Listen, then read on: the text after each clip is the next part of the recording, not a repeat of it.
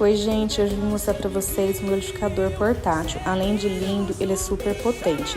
Ele veio com 2 canudos de silicone, uma escova para limpeza e ele é cabo USB. Aqui resolvi bater, gente, um abacate e ele triturou super bem, não ficou pedaços.